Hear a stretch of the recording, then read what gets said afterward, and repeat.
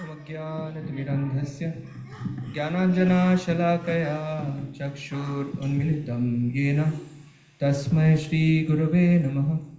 श्रीचैतन्यमनोभीष्टं स्थापितं येन भूतले स्वयं रूपः कदा मह्यं ददाति स्वपदान्तिकं।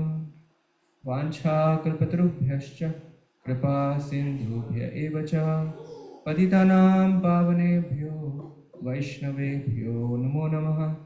जय श्री कृष्ण चैतन्य प्रभु नित्यानंद श्री अद्वैत गदाधर श्रीवास आदि गौर भक्त वृंदा। हरे कृष्णा कृष्ण कृष्ण हरे हरे, हरे Ram Ram Ram Hare Hare. Welcome everyone. Get seated. Okay. So we started a certification course on the Bhagavad Gita. We are calling it the essence of the Gita, and we had so far covered just the introduction. And today, in one sense, we are diving into the subject.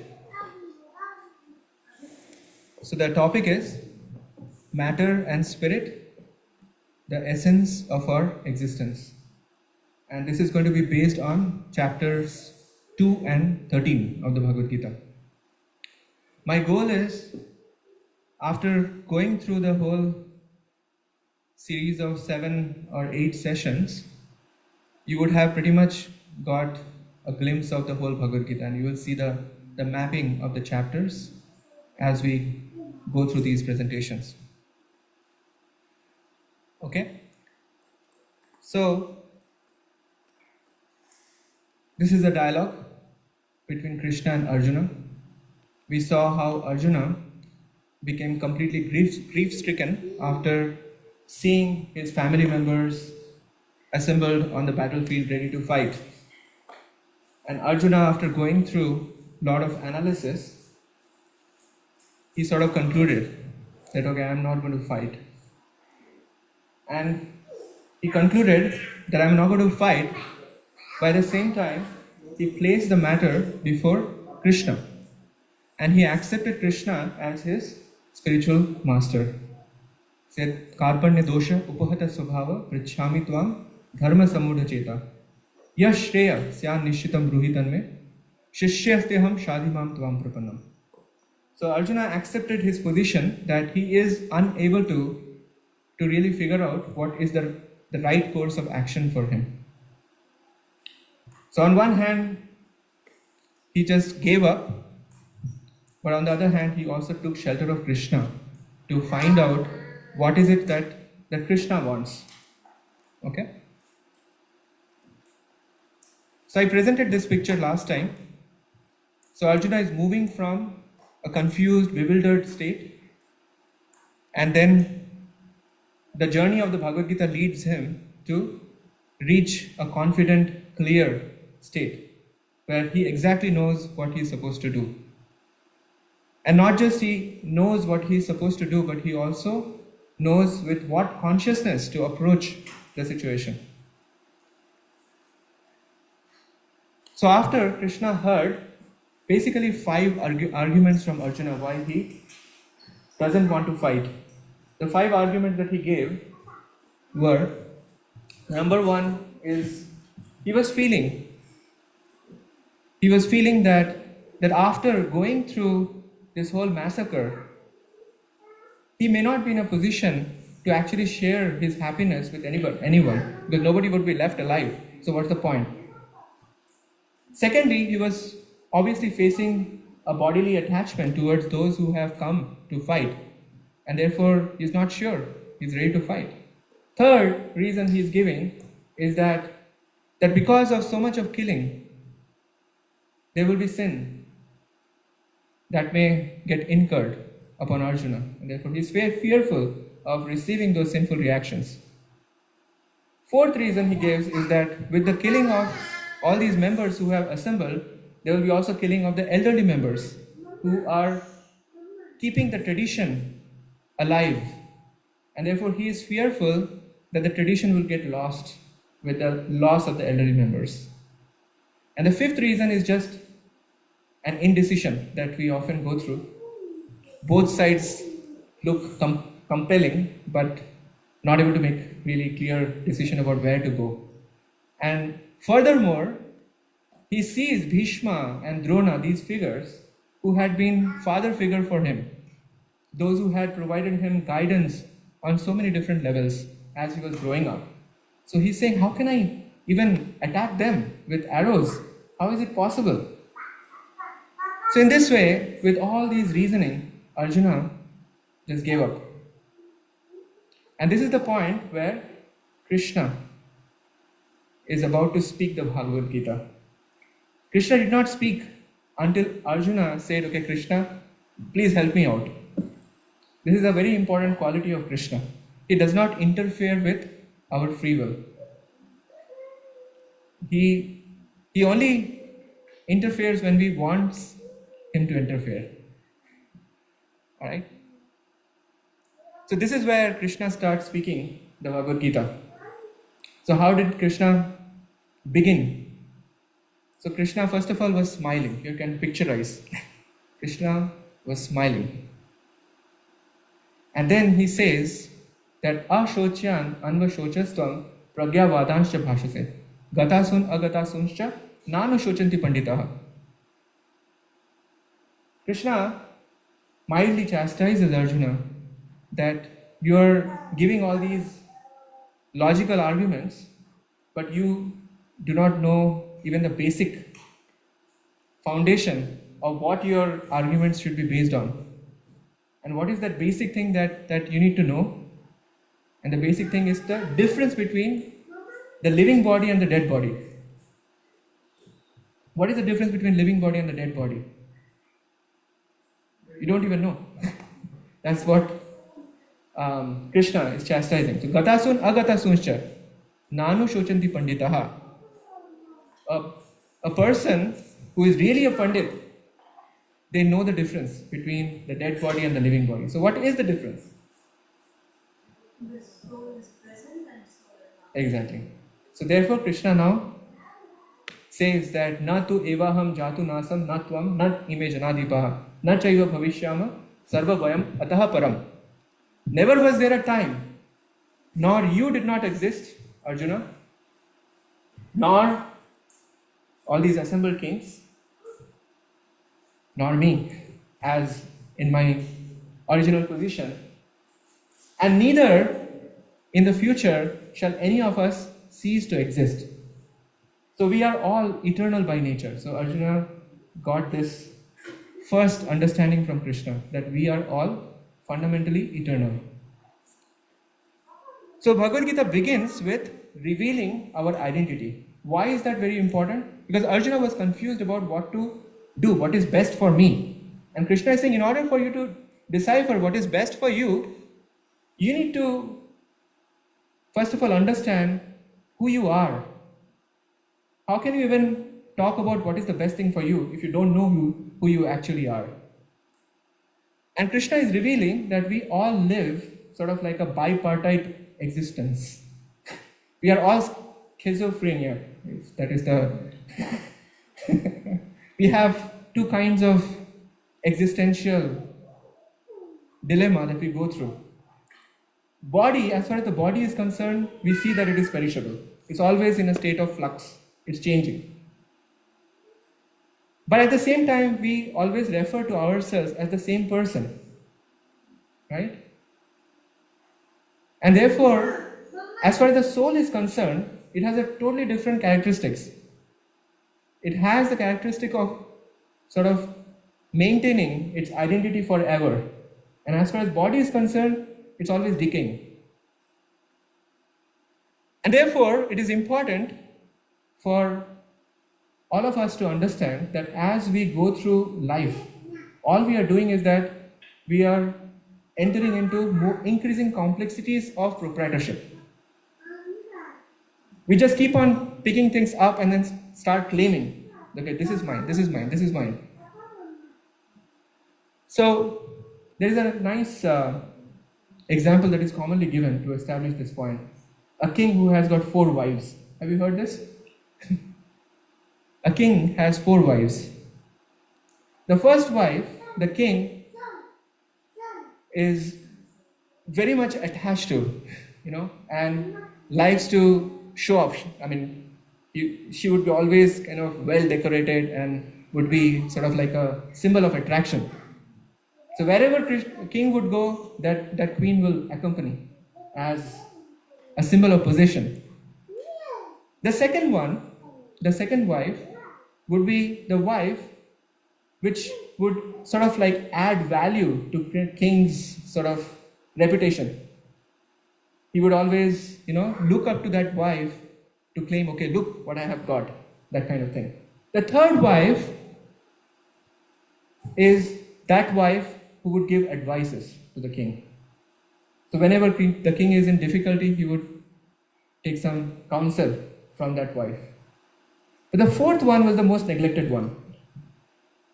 So in this way, the king had 4 wives.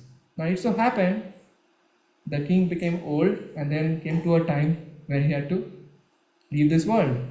So now, as I said, like as we move through life, we just embrace complexities in terms of possessions. That okay, this is mine, and that this is mine gets extended both into the realm of material objects as well as relationships. We just collect, And likewise, in the case of the king, he is now thinking, what can I take in my journey? So he was inviting one by one each queen and asking that, okay, I need to now leave my body. Would you accompany me on this journey? So the first wife said, no way. What are you talking about? The second wife, remember? The second wife is the one who would give good counsel. Is that the second that I represent? That was the third one. The second one was the one who would be just the accolades, so to speak. And so second one similarly said, okay, sorry, I cannot accompany you. Third one said, at the most I can reach till your cremation ground, and that's it, not any further. But the fourth one said, okay, I will be with you forever, no matter wherever you go. So these are the 4 wives we also have. That's the point. The first wife represents our body, which we want to decorate all the time, The second wife is the wife which represents our degrees, the different things that we pick up as we go through life and we feel proud about. The third wife represents the friends and relatives who sometimes give us good counsel or bad counsel, whatever counsel. But we sometimes lean over them in the time of difficulties. So they can accompany only as much as the time remaining for the body to be burnt. So they can accompany till the cremation ground and not any further. But the fourth wife represents the soul. And that's the key that we have to keep in mind, that in our life also, we have 4 wives always we are dealing with. One time, there was one particular apartment complex where they had probably 10-storied apartment complex. And that was run by a hardcore business person. Think about somebody like a Gujarati businessman or somebody. So he had installed a very, very slow elevator. And people were getting frustrated. So they started complaining. So now he is calculating who's going to install a fast elevator. But he came up with a brilliant idea. He instead installed mirrors all around inside the elevator. So as soon as he installed mirrors, what happened was that people were happy watching themselves and feeling totally enamored. And no more complaints. So in this way, in our life, the key point is that we are always evaluating ourselves in terms of our externals. And that's the key. So body is just like a vehicle in which we are seated. And that's what Krishna is pointing out. Dehino asmin yatha dehe kaumaram yauvanam jara. tatha dehantar praptir dhiras tatrana muyati.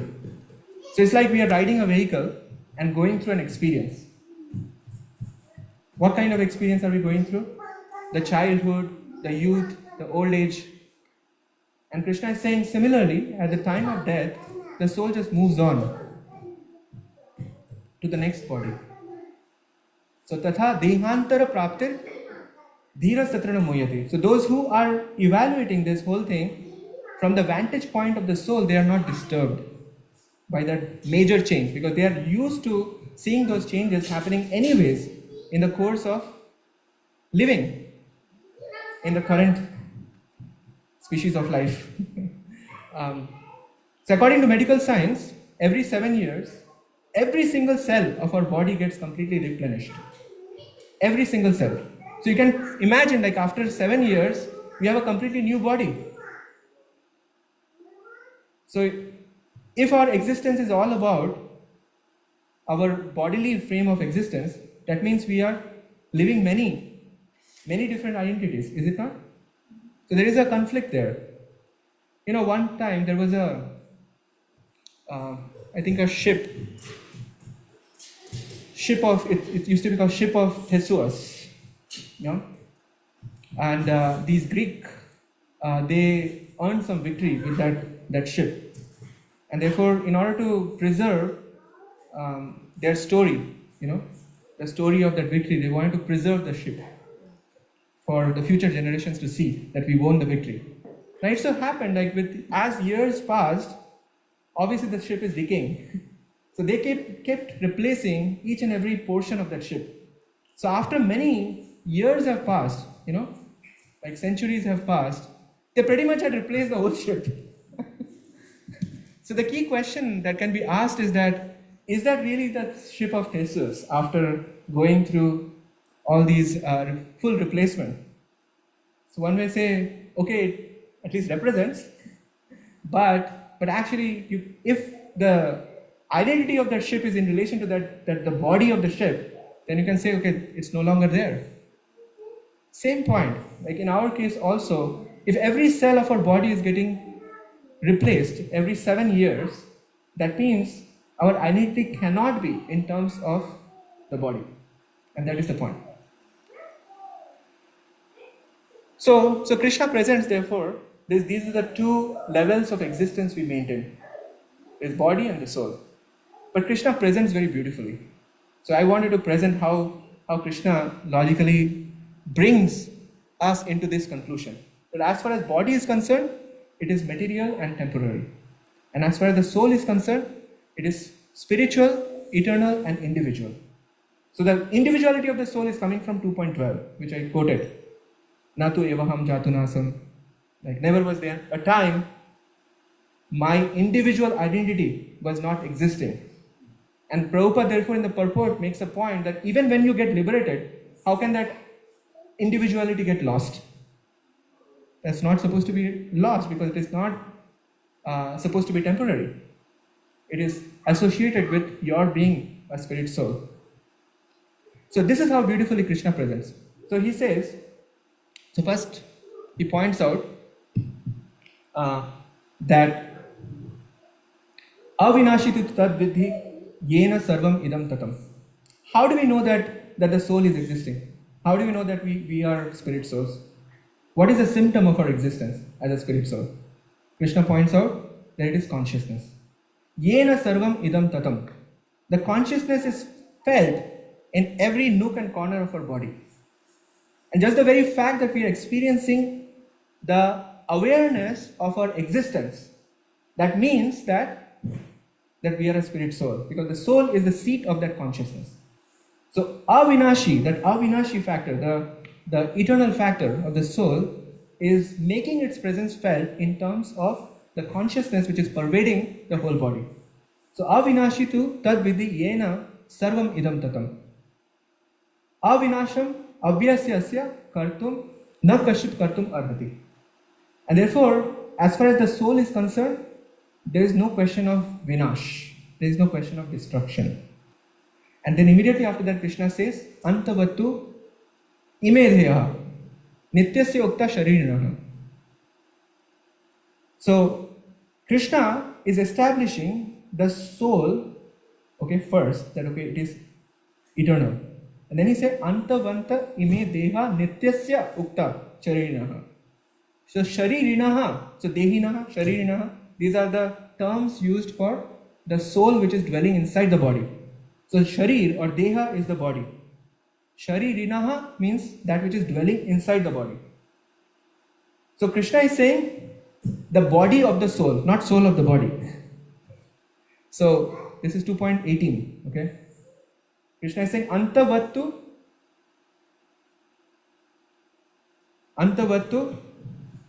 ime deha. This deha is antavat, and that is pertaining to the soul. Okay. Nityasya ukta sharirah. So Krishna is pointing out, as far as this body of the soul is concerned, it cannot be saved. So the soul cannot be killed and body cannot be saved. These are the two important principles that Krishna communicates through 2.16, 2.17 and 2.18. Okay.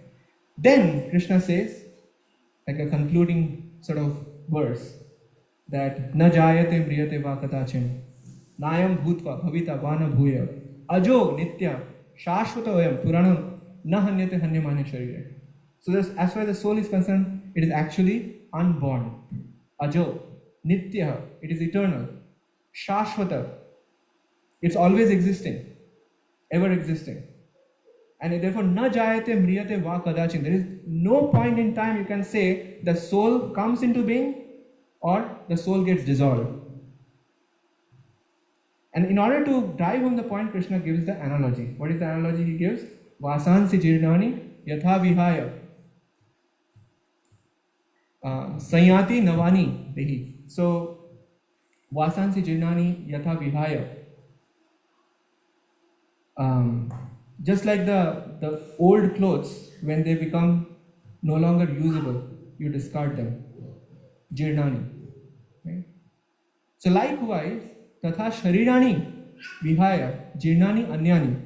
So likewise, when the body becomes no longer usable, it is discarded. So the soul which is dwelling inside the body is just discarding because the body is no longer usable. Just like we leave behind old clothes and we discard them. Such beautiful, picture that Krishna is painting, so that we understand that yes, this is our reality. We are right now riding a vehicle of this body. We are wearing, the dress of this body, however way you want to see it. But the key point is that we are not this body, but we are imperishable, eternal spirit soul. In order for us to understand that how the soul possibly cannot be killed, Krishna says the nayanam chindanti shastrani, nayanam dahati pavaka, na chainam kledayantyako, na shoshati marutaha. Because in those times, in the context of the battlefield, there are weapons that are made up of, all these different basic elements. So Krishna is pointing out, no matter what kind of element your weapon may be made up of, they do not have the capacity to even touch the soul. So nayanam chindanti shastrani, nayanam dahati pavakaha. It cannot be, cut to pieces by a sword, and cannot be burned by a fire. It cannot be withered by the wind. It cannot be moistened by water.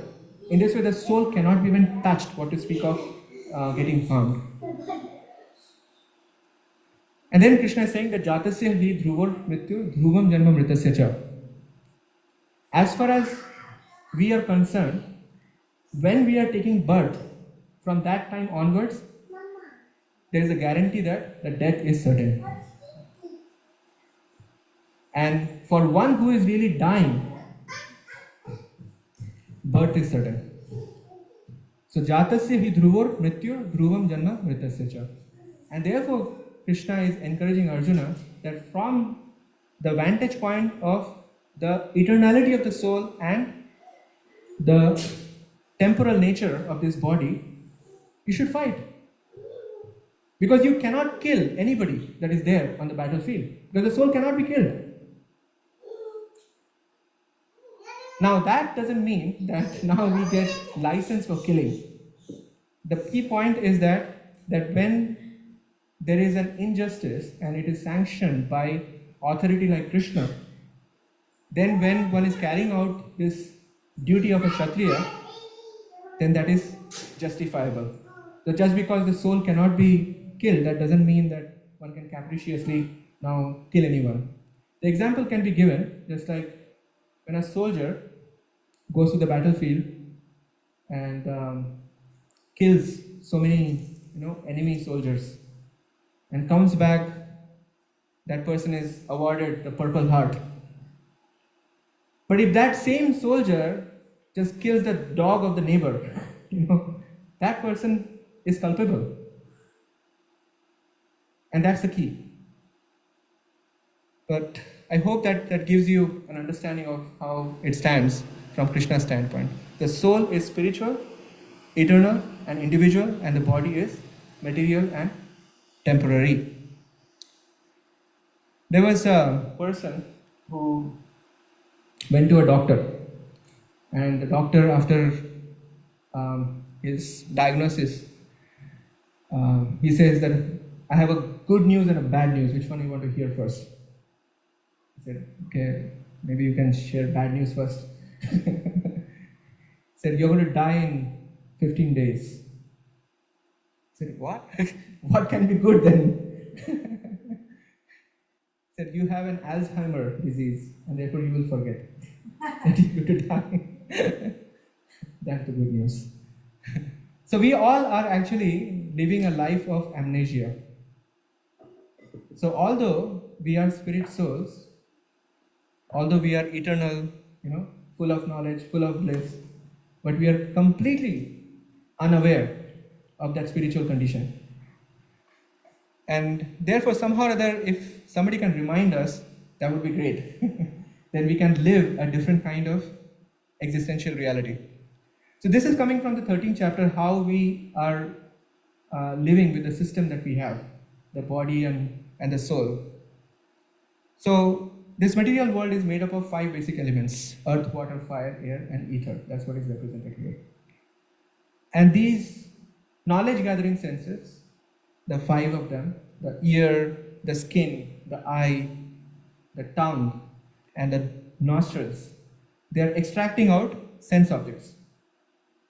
And then they are passing to the layer of mind, intelligence, and ego for processing.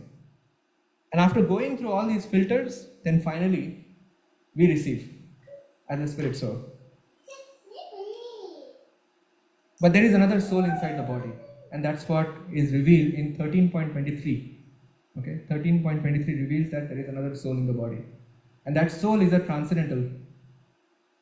Upadrashta Anumanta Cha Bharta Bhokta Maheshwara. So the super soul is always there in the body as the soul's dearmost friend, who is just like a witness. So if you see, as far as the gross physical senses are concerned and the basic constitutional elements are concerned, they are gross material. Then these sense objects which are extracted out of matter for processing, they are the subtle material elements. As much as our mind, intelligence, and ego, they are also subtle material. Why they are called subtle material? Because we cannot see them. Although we know that, okay, we have mind, we have intelligence, we have ego. Now we cannot see. But sometimes we get angry, we say, you don't have intelligence.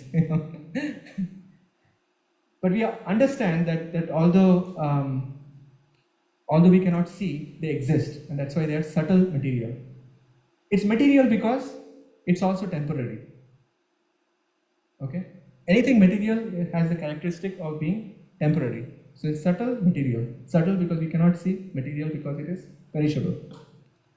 And the other layer is the gross material, and this is the spiritual layer. So all the time we have these 3 aspects of our existence: gross material, subtle material, and spiritual. So as far as these material elements are concerned, they are temporary. and the spiritual ones are again individual and eternal. So what's happening currently? So currently, the soul proper is misidentifying with the covering. And this is revealed in the 13th chapter, 22nd verse.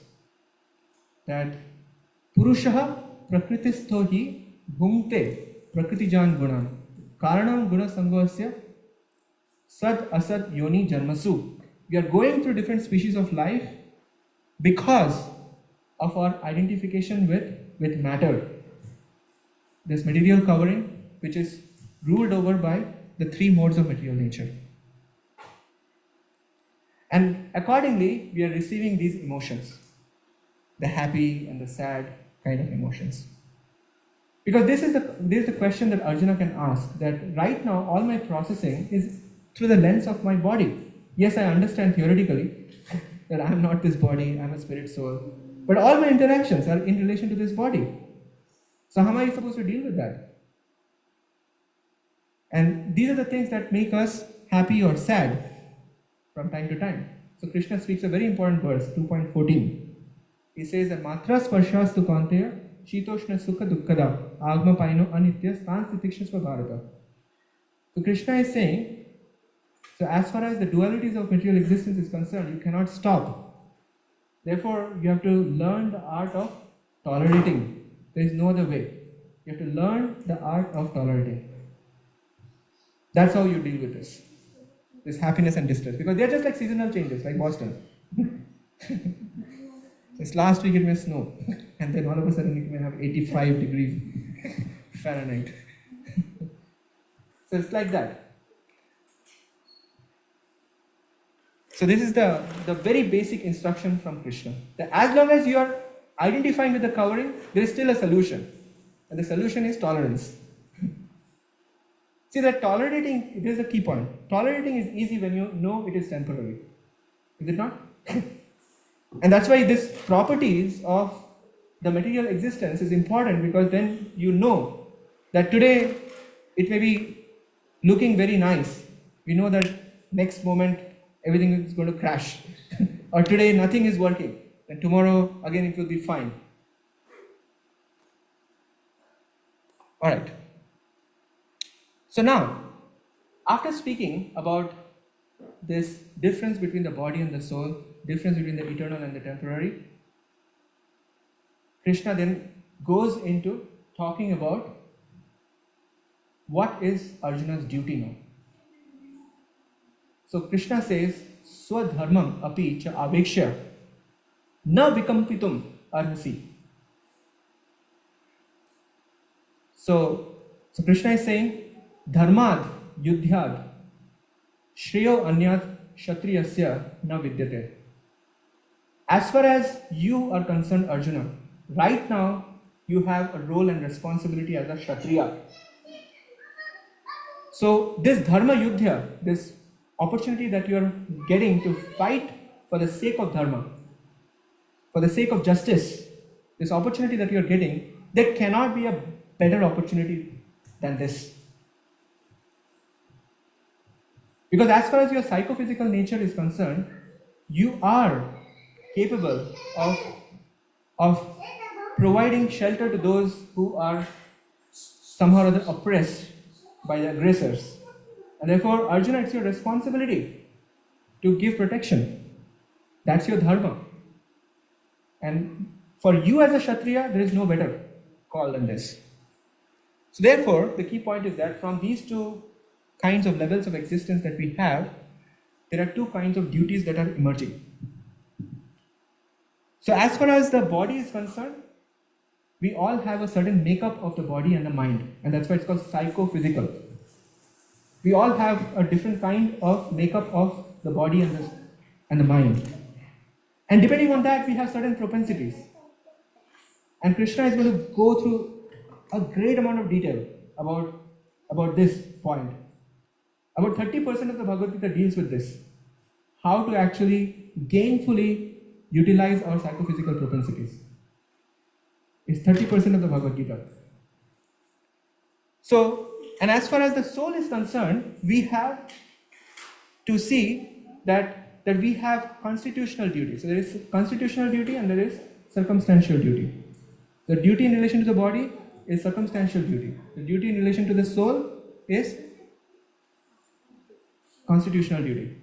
Circumstantial, constitutional. Yeah, I'm getting there.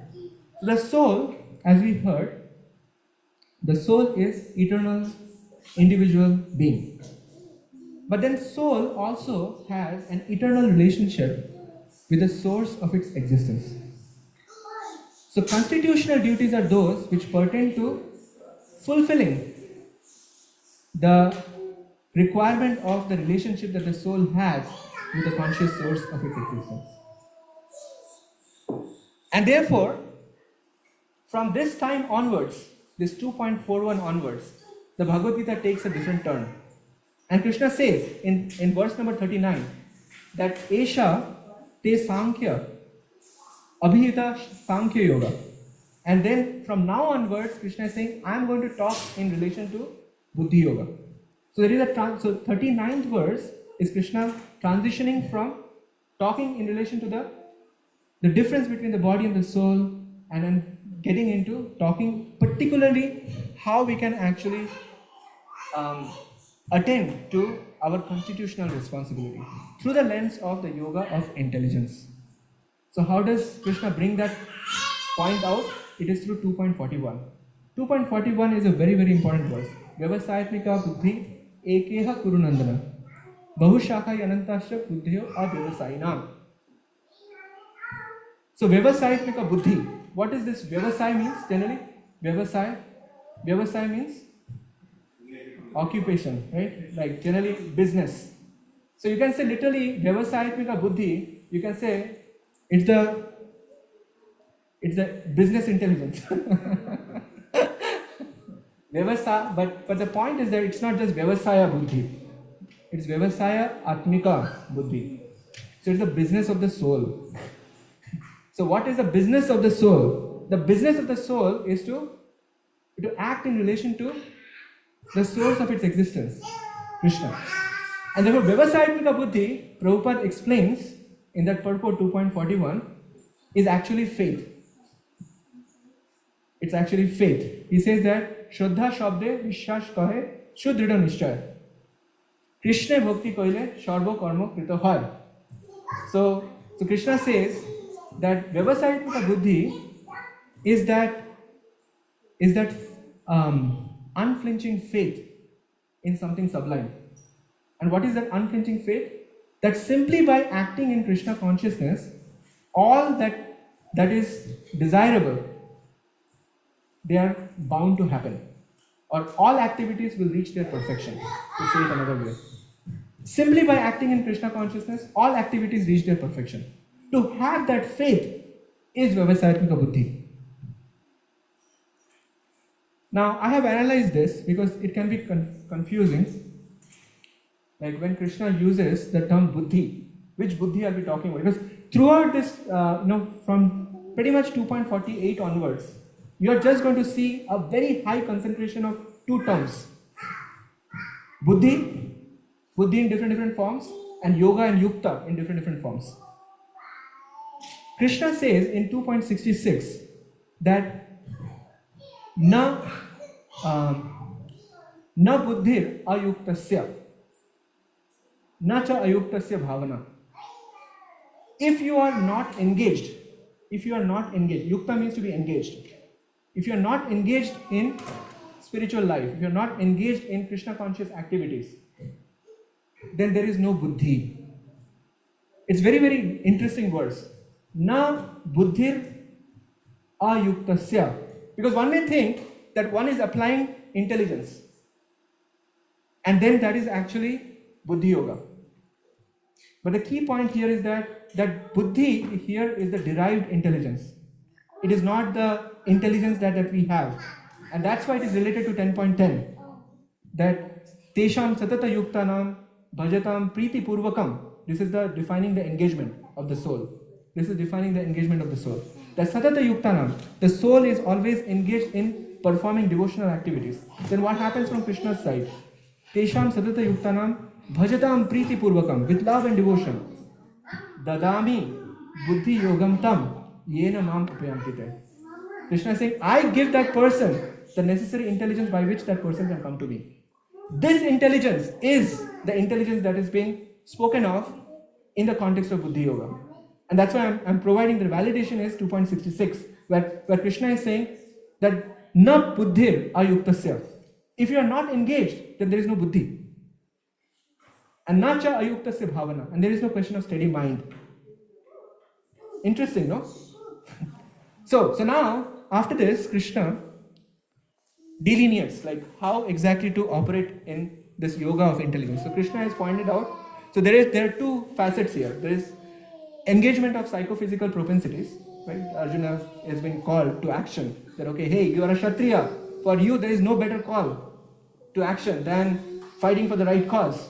So get up and fight. That's one way of looking at it, right? That's the 2.31, right? For you, there is no better call than acting as a Kshatriya. But at the level of the soul, there is a different analysis going on now. So let's try to understand what that analysis is. So this is essentially to take anybody, any of us, from the position of attachment to the position of detachment.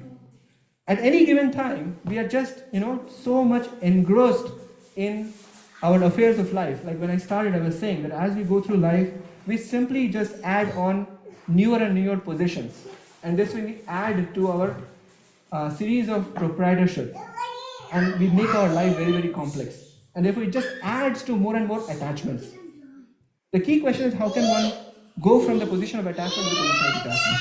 So Krishna speaks this very important verse 2.47 where Krishna says Karmanya Vadikaraste Ma Kaleshu Kadachana Ma Karma Phala Hetu Ma Te Sango Astu Akarmani. This is a very famous verse. So Krishna says that Karmanya Vadikaraste, you all are entitled, you all have the right to perform your duty. Usually, people only hear this much. People think that Karma Yoga means Kaam karo. Do your duty. Krishna is saying you have the right to perform your duty. But Krishna did not stop there. Karmanya Vadikaraste. Then the next part is a little hard to take. Ma Phaleshu Kadachana. You are not entitled to the fruits of your action. Therefore, Krishna is saying, don't be fruitive. And then, Ma Te Sango Astu Akarmani. You are not the creator of the results. You are not the creator of the results. And that is why you cannot claim proprietorship over it. So therefore, we cannot be boastful. Okay?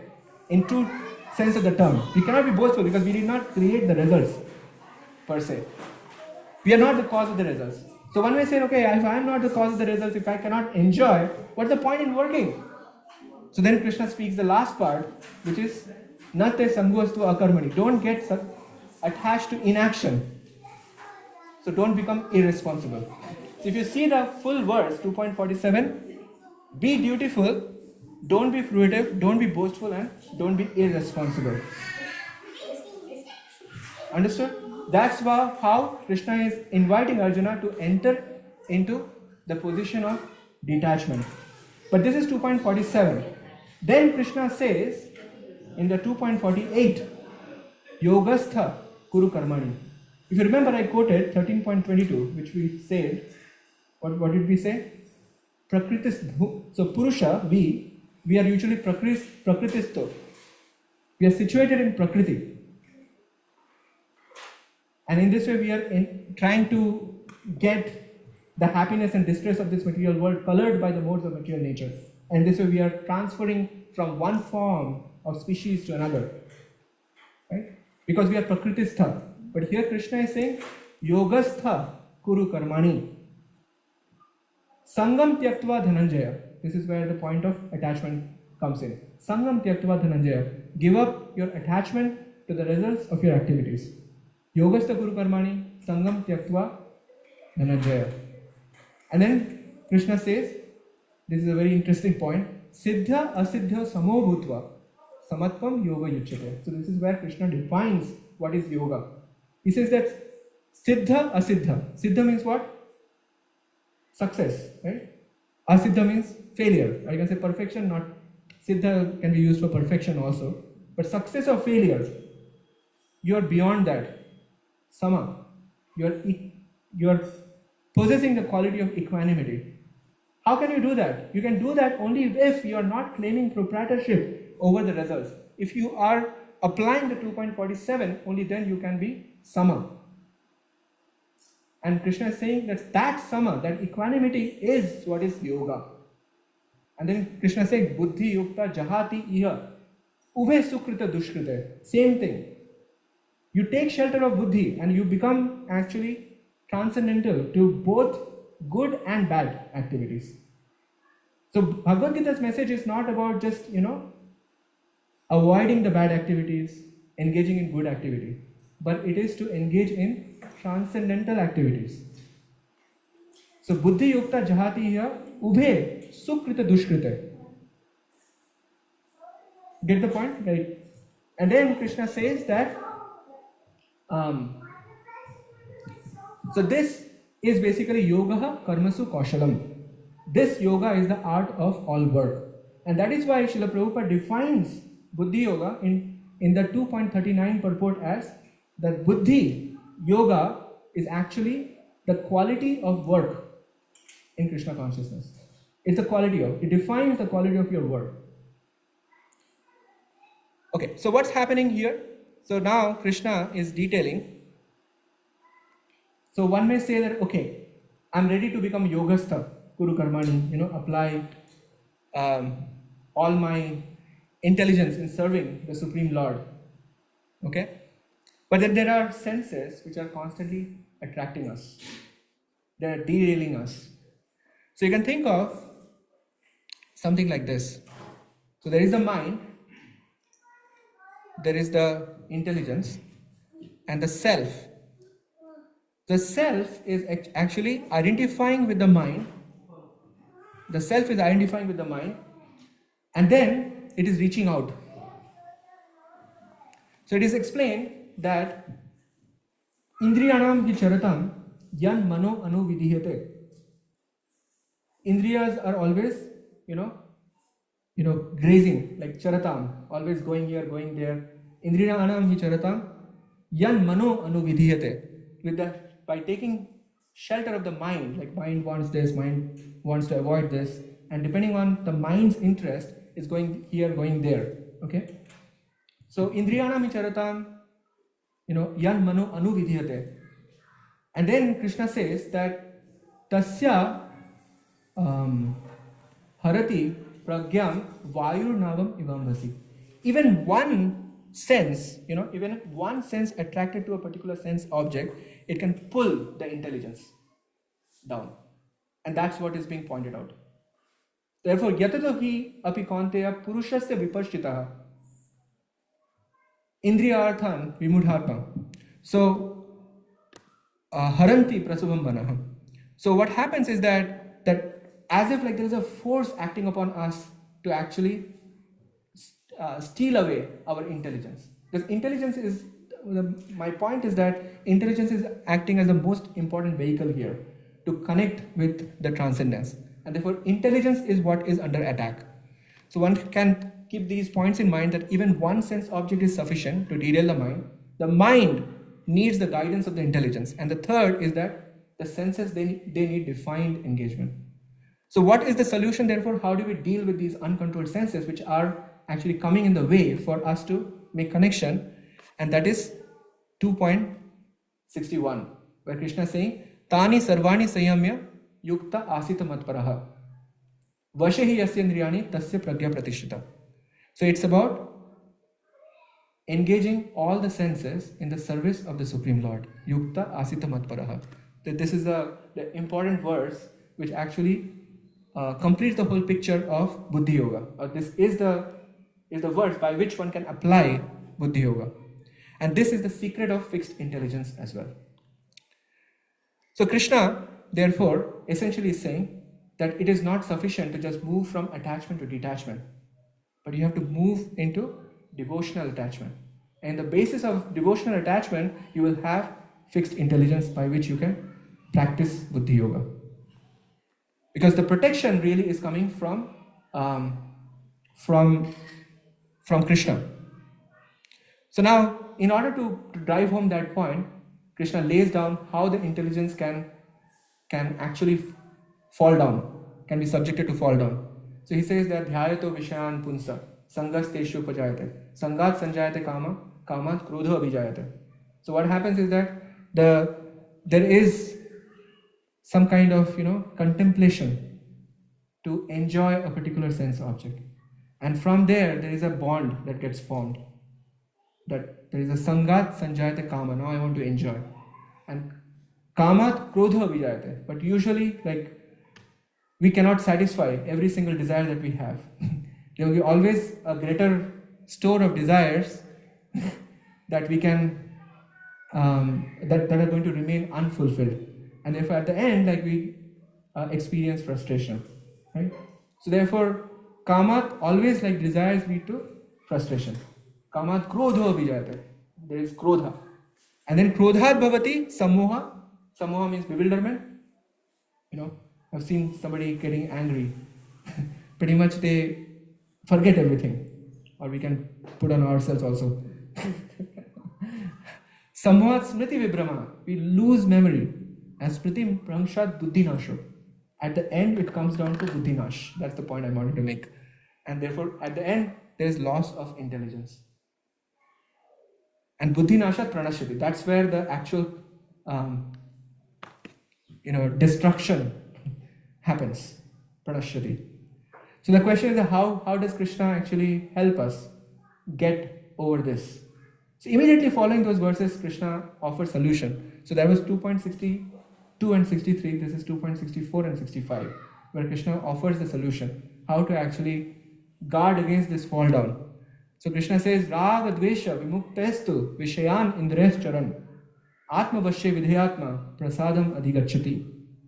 So one has to start with practice which is guided. Prabhupada calls it regulative principles of freedom. Regulative principles of freedom. So, like, Prabhupada had defined very simple, practice. And the practices are, you simply hear about Krishna.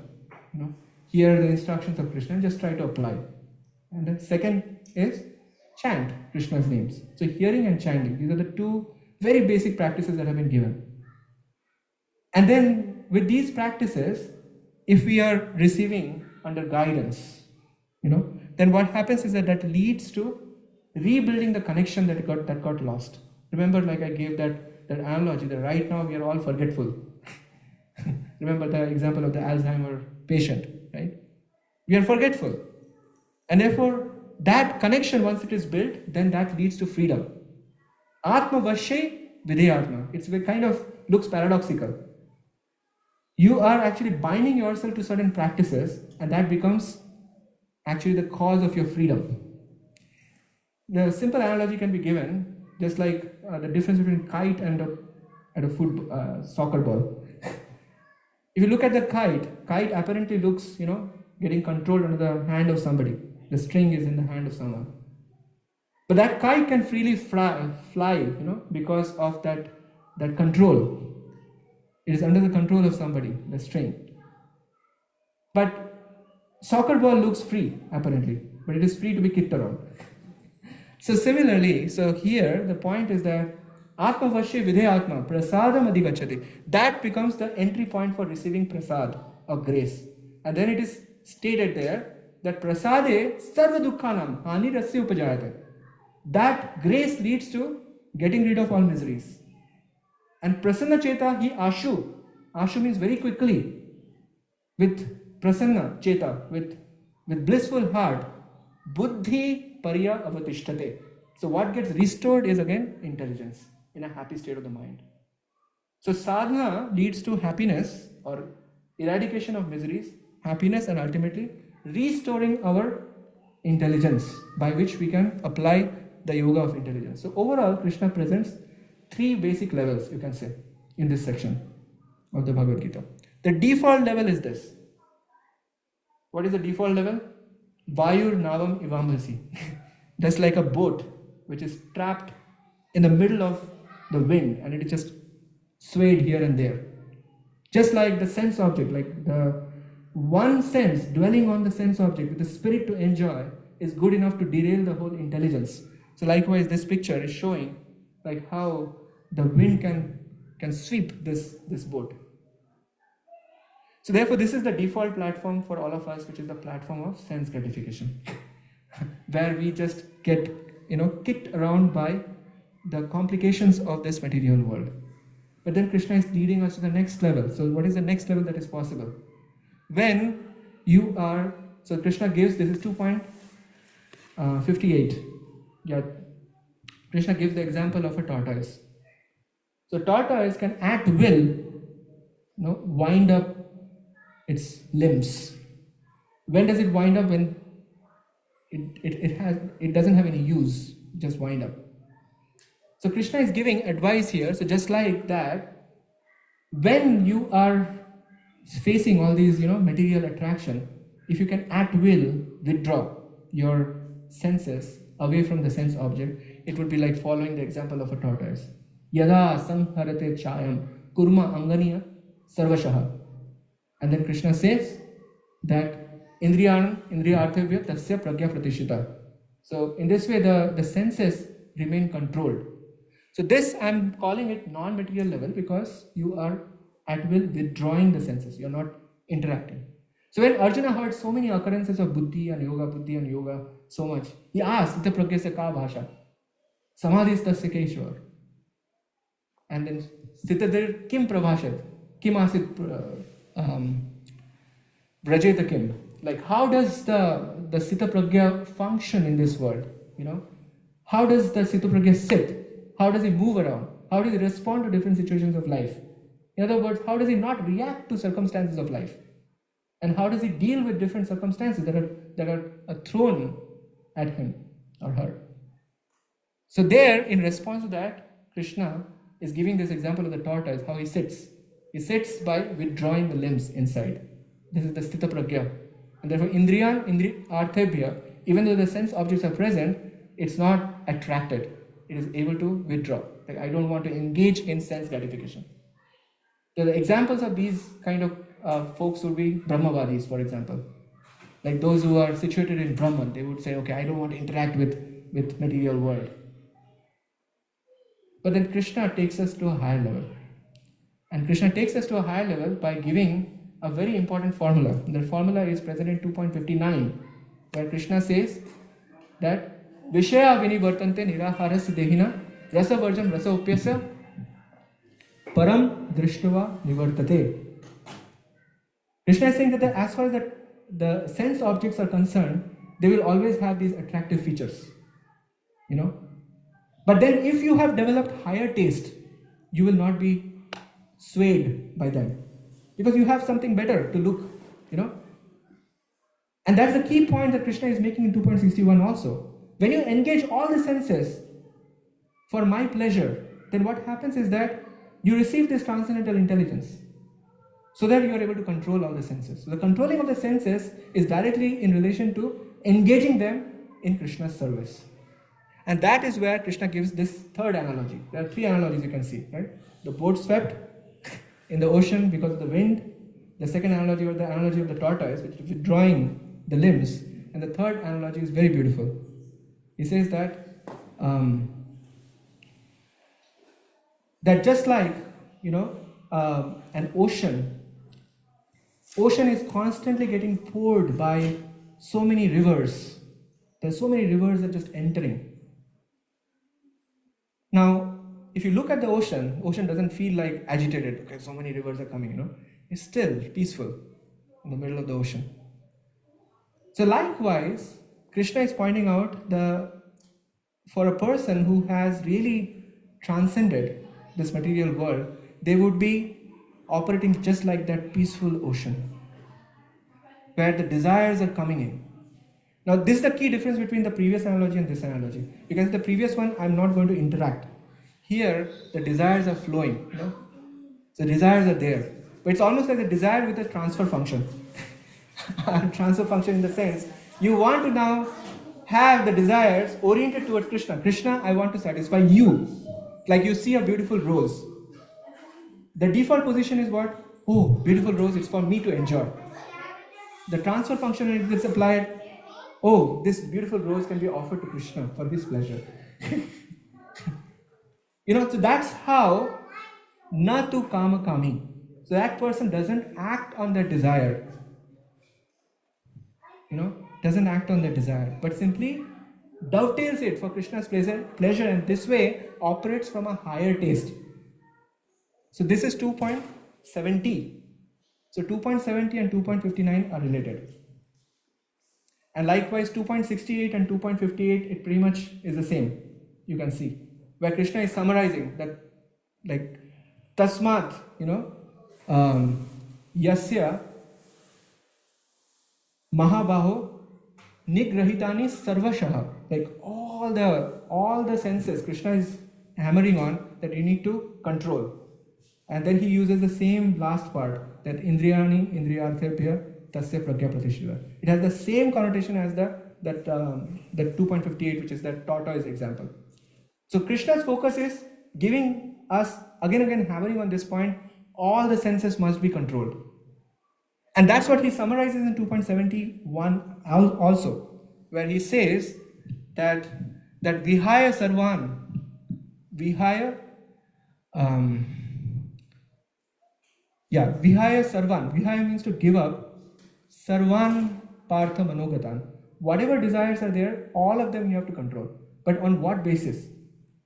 On the basis of nirmama and nirahankara, that nothing is mine, like you free from proprietorship and free from ahankar.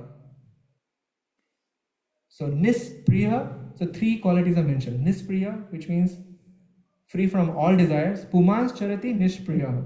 So vihaya sarvan pumans charati nispriya.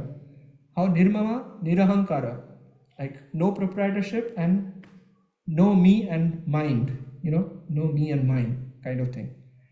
And ultimately, if one is able to come to that stage, then sa shantim adhigacchati, one would operate from the platform of peace.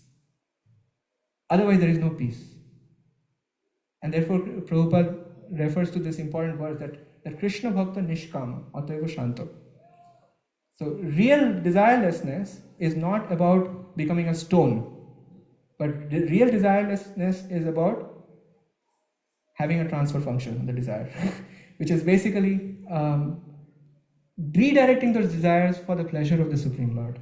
Just add this extra line to it. I want to, really follow the line of this desire for the pleasure of Krishna. I want to work very hard for the pleasure of Krishna. You just have to add that part. The moment you add that part, everything changes. Then you get the opportunity to operate from a higher taste. You get the opportunity to engage all the senses in the service of Krishna, and in this way, the senses actually get tactical engagement and to be fully controlled. This is a beautiful way. So anywhere you go, like if you follow Krishna's line of thought, it is threaded around 2.61, and that is the key point I'm making. So overall, if you see, the summary of this is the 2.61 acts as the pivotal verse. So very quick tips based on what we discussed. So our life, therefore, needs to have two components. Okay? There should be meditation and there should be dedication. So meditation is basically attending to the yoga of intelligence, where we are engaging the soul proper in the service of the Supreme Lord in the form of hearing and chanting. Right? And whatever spiritual intelligence, whatever spiritual consciousness we are getting, we take that to the laboratory of life and we transform the world around. And that is essentially dedication to the divine. And that's why there's a picture of a person working on the laptop with a headphone. So therefore, this is how we combine this circumstantial, existential reality and constitutional existential reality that we all have. And it's about doing a perfect synthesis of the two. And that's what is beautifully presented by the second chapter of the Bhagavad Gita. I hope I was able to do justice to these very important points. So after we do that, then there is no misidentification. That's the point I wanted to show. Otherwise, we are constantly misidentifying and then going through the turbulent nature of this place. Thank you very much. Any question? Yes. Hmm? Oh, I'm sorry. I'm so sorry. There was anyway the time Yeah, is yeah, gone, yeah. but we No, had no, some you can. thoughts about reflection.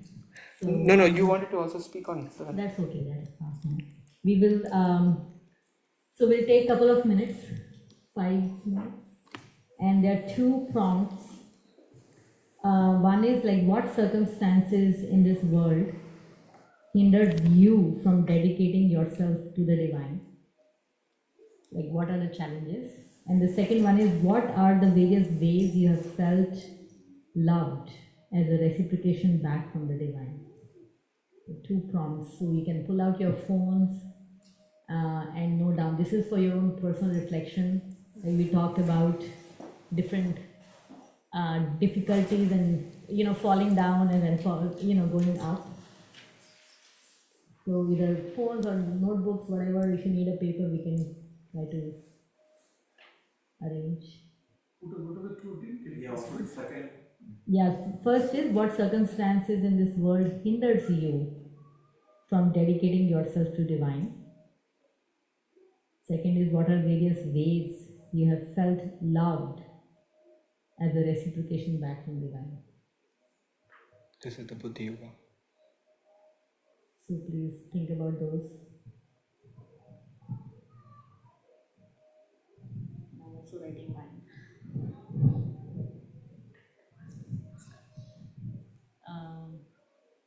Is there a way to type it there?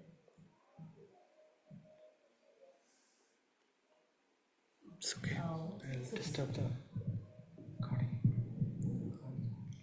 just two things basically. What are the difficulties, and secondly, what has been reciprocation?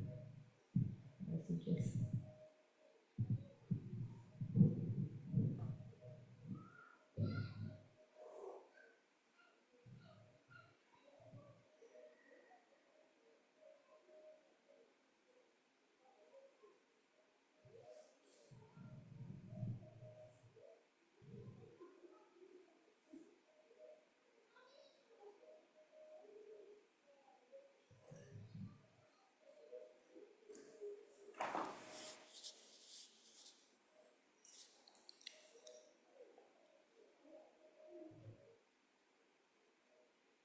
Because were you able to hear the questions? Yeah, those who are on Zoom, there are a couple of people on Zoom. If you could repeat it. Okay.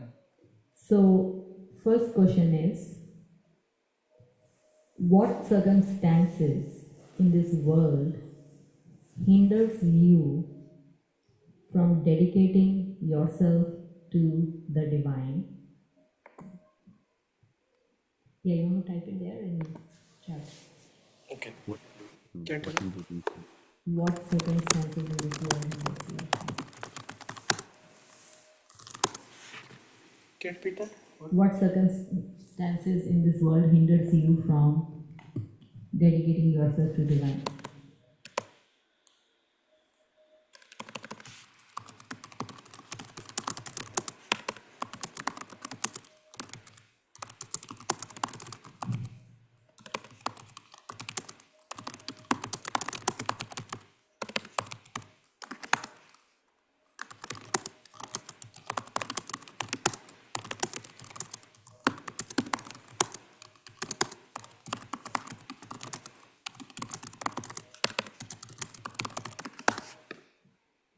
Okay, so those are on chat.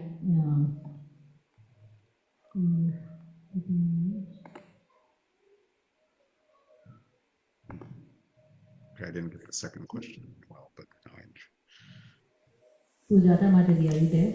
Can you please turn on your video so we can see it?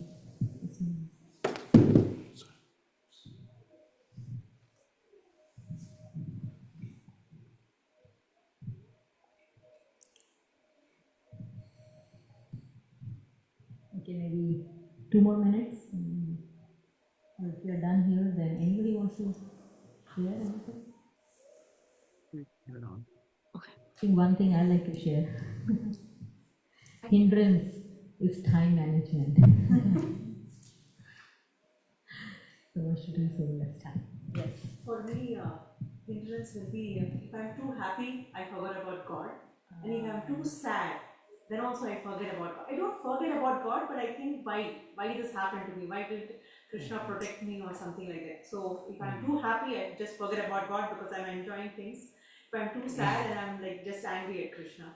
So these are the two things which stops me. So I feel Krishna always keeps me balanced. I'm not too happy, not too sad. He keeps me very much balanced. But you answered a very important. Personal experience. But you answered the second question now. That's the reciprocation you get. Yes. I have another answer for the second question, but there was an answer there. So these are the two things. Yeah, The basically first question- getting lost in your feelings, right? Yes, exactly. It keeps me very much balanced. So I always think about Krishna. Not always, but daily. Yeah, yes. You want to share your second one too? Maybe another question. Yes. How about others? You can share something. So I wrote down a few points. So what hinders me from dedicating to the divine? So I wrote down a few. I think all of these, these are personal, of course. I think the senses are too overpowering. These five or six senses that God has given us, they are way too overpowering, and they, and redirecting them is hard. That is, the mind tricks you into believing what I wrote. Mind tricks you to believing that some other things are important. That the divineness can wait. We can, let me finish this work, and after that I'll get to the divine. Then we also get too carried away from maintaining the body and the environment that we've created around us to be able to dedicate sincere time to sadhana. It's just, and then the fourth is, this is also very personal, which is the reciprocation sometimes from the Lord is not immediate. In fact, sometimes karma takes over and we experience some other things, and when we have to, we are not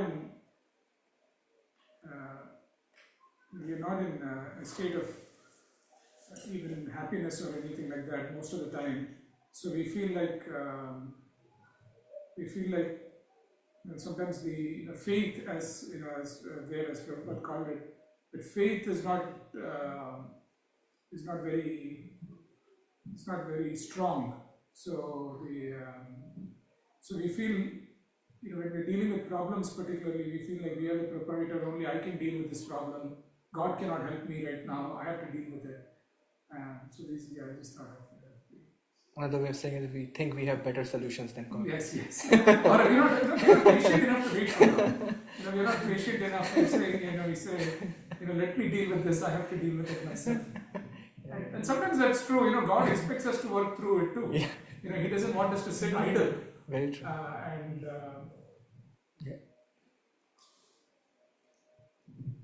Thank you so much, Prabhu. That's so relevant. I felt validated.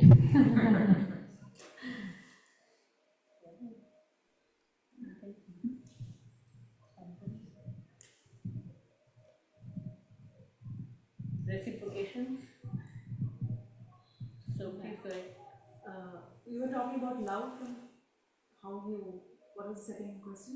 Reciprocation from the divine back to us. Like, how do you feel loved by Oh, them? yeah. To be honest, I'm not sure about whether I felt love or not, but I felt the presence of Krishna. See, now I'm a 40-year-old lady, okay? So when I look behind, I lost my grandparents, my uncles and aunts, because of their age, nothing else. They were old age, so they passed away. Now I'm standing here and when I look at my future generation, my kids or my niece, nephews, everything. So I feel that, okay, they are no more, and this generation is, they're slowly growing up. So what is constant? These are passing away, one day even I'll pass away. Everybody is going to pass away. Only Krishna is constant. That's what I felt. So I felt the presence of Krishna. So that's what I wanted to say. Not the love, but presence. Presence. Wow, that's very, that's also very valuable, important, for us to feel the presence. If Lord is there, we feel that more and more that Krishna is there. Like everything else is temporary. That Krishna, that guide, he is there always. Thank you. Any other reciprocations? Should I call her someone? Shweta? Reciprocation. I've like during difficult times, I've always felt like he's there, he's looking out, and whenever I've meditated on like whenever I was upset about something, I've meditated on things. I've always like received bliss, like happiness also, and that was one of the major reciprocations that I felt that okay, I'm going through so much, and still I feel happy at the end of the day. The more that I have been getting into Krishna consciousness, my behavior also has also changed. It's like minor inconveniences don't trouble you anymore because you're more and more into Krishna consciousness, and also like material love as well, material protection in the form of job, having a good family that's healthy, and people around you that love and care about you. So, So feeling the divine love through the love of people around us and internal transformation of not feeling the troubles or feeling so much frustrated by the troubles anymore. yes. Thank you. So you want to move on to questions? Yeah. Diksha. I was confused about when you said that if, like, murdering on its own is wrong, but if God tells you to do something, then if you follow through, then that's okay. But I was confused about, like, there are people in this world today who say that, well, God has told me to kill these people, these innocent people, and it's fine because God told me. And you see it in, like, different groups or like, different crimes, like in America and around the world. And I was like, how do you explain or justify that when people just claim that God has done it? You can't really verify it. So how do you explain it? Excellent question. So in the case of I had a related question, maybe you can address that also, which is how do you know that the action that God is intending for us or that's coming in our mind is dharmic, and and what is the, so that we don't follow, we don't fall into these traps of doing some adharmic things. Yes. So very nice question. So first of all, I don't think any terrorist can claim that they have God appear before them, like Arjuna. It's in one sense hallucination. And anybody can, for that matter, claim anything and then say, okay, I'm inspired by God to slap you or whatever, So that's not how actually we should be evaluating, or we should be making the presence of God so cheap, So in the case of Arjuna, why I mentioned that is because in the case of Arjuna, Krishna was right there advising him. So he can claim that I am advised by God. And others, they cannot claim that. That's a very, very simple way of looking at it. But others have claimed that, and maybe if they have like hallucinations as well, they might think, well, I have seen God, so I must do what he says. So we treat it as an hallucination and therefore do not actually support, or they become criminal essentially by doing that. So is the rule only valid for Arjuna because he actually... In the case of, like the decision to fight, in the case of Arjuna, it is definitely only valid for Arjuna, but then it is also valid for those who had, proper representatives of God who are also guiding, because representatives of God are considered to be gurus, Now that system of guru guiding the king or whoever is the ruler, I mean these days it's all by democracy that people get their position. But if you look at the Vedic system, the whole setup is like that. The king is representing the Kshatriya, right? The leader. But that leader is just cannot act independently. The leader has to be guided by a counselor. Like therefore, you find that every single king in the Vedic system, they have a very strong, guru. Like in the case of Dashrath, for example, there is Vashishta, always like giving guidance for every small detail. And because they were under the guidance of such a qualified teacher, they can also get similar result as Arjuna obtained by having the presence of the Supreme Lord directly. But if those gurus, for example, on the same level as priests, or the same level like as authorities in temples Yes. and in mosques and things like that? How do we know if they're corrupt or not? Because Excellent people question. in those positions of power may say that God Yeah. has told me to do this thing has actually Yeah, like I was almost expecting that question from you. Very, But very it's good. just The same thing. It's like, how do you choose the right person? So that's why the next level that Krishna describes is how exactly somebody is ordained as a qualified priest or qualified guru. Krishna in the 4th chapter he says, Evam parampara praptam imam rajashreyo viduhu. So the knowledge is meant to be received in an established disciplic succession. And that actually gives some authority to the figures. So you have to ask the question that, okay, where are you deriving your authority from? So unless they are able to trace that authority back to Krishna, the origin of everything, there is some wishy-washy thing going on, basically. But can't they just claim that and say, oh, well, God has told me or the Bible has told me? Yeah, anybody can claim anything, but we don't need to essentially accept their claim. That's what my point is. If we care about actually looking through the lens of proper system that is established by the Vedas, then there are proper systems which are showing their connection through the disciplic chain, to Krishna himself. And that's why there are 4 bona fide sampradayas. There is Sri Sampradaya, there is Kumar Sampradaya, there is Rudra Sampradaya, and there is Brahma Madhva Gaudiya Sampradaya. So whatever knowledge, for example, we are receiving, it has been authorized, you can say, by the Brahma Madhva Gaudiya Sampradaya. And that is why we can put our faith in the veracity of that knowledge. Does that make sense? So that's how everything is very nicely set up by our Vedic system, and if we follow them, we'll get perfect results. And therefore, like if anybody claims to be, that I got inspired by Guru and God or whatever, that's not something to be taken so cheaply. They will also exhibit the characteristics of being such a person, because throughout Bhagavatam, throughout our Vedic scriptures, there are a lot of details that are presented about the qualities of such persons who are being the torch bearer of a particular disciplic succession. It's not a joke, basically. All right, so now coming back to Krishnan Prabhu, your question. Can I repeat that question one more time? So when we are taking actions in our life, how do we know the balance of dharma and adharma? Because obviously we can go to the guru, but we can't go to the guru for everything. Yeah. And so how do we? Is there a way for us to guide ourselves in this dharmic and adharmic? So generally that triangulation is given, Guru, Sadhu and Shastra, right? There's triangulation. So Guru is there, and then there are, those who are saintly personalities that you can confide in. That condition is important. Because there could be saintly personalities, but you may not be able to confide in. And likewise the Shastra. So all these 3 are supposed to come in perfect alignment in order to give us the guidance. Now, are there existence of gurus in the current society? Yes, the answer is yes. Are there saintly people around? Answer is yes. Are there Shastras around? Answer is yes.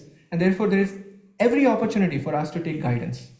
There is no point in time we can say, sorry, I didn't get such an opportunity. That is just not true.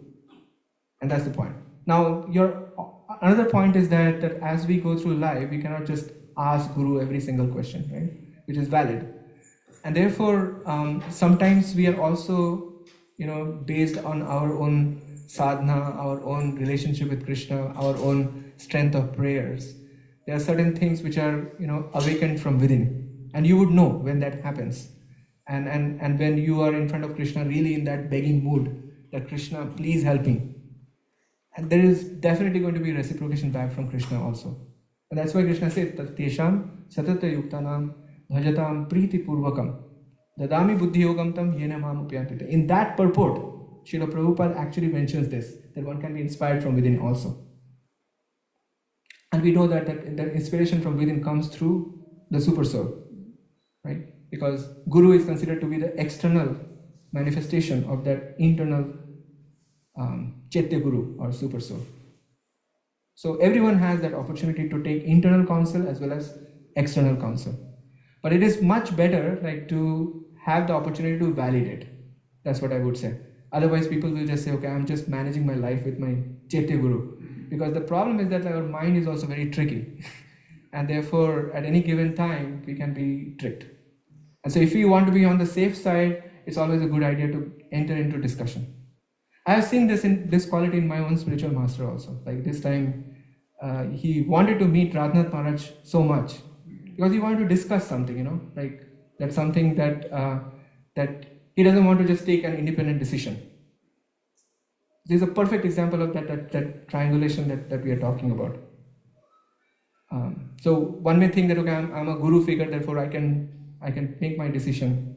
But no, he decided that okay, I need to discuss with Radha Maharaj. So right from the time he came here, said I need to meet him, and I need to make sure that the message is somehow communicated. So this is the quality of a saintly person, where they are setting a perfect example for this. How we should make our life more and more guided, not take anything for granted, essentially. Is that okay, bro? Yeah, perfect. Thank you so much, bro. Something Vikas Prabhu has. Oh, Vikas bro. No, give him the. Yeah. So he has written, feeling trapped in the material world of working, taking care of family, friends, and the business of life has been hindrances, and feeling grateful for the blessings which have bestowed to us through practice and repetition of doing japa, mantra meditation, thinking of the Lord, and supreme in all aspects of life, good and bad, has been the blessing. And he, I think, shared something, guiding through cumulative learning and using a properly oriented moral compass to follow religious path. So, Prabhu, do not go without prasadam. I think we have everything ready. Please come back for a couple of minutes and give them me also.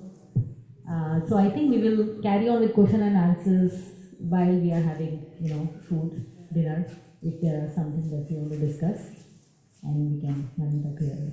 Thank you very much. And can we have Keaton? Thank you so much, those who are attending online. Sorry, I probably couldn't pay much attention. Yeah. But I'm really grateful to you for. This is the best part for me. Really grateful.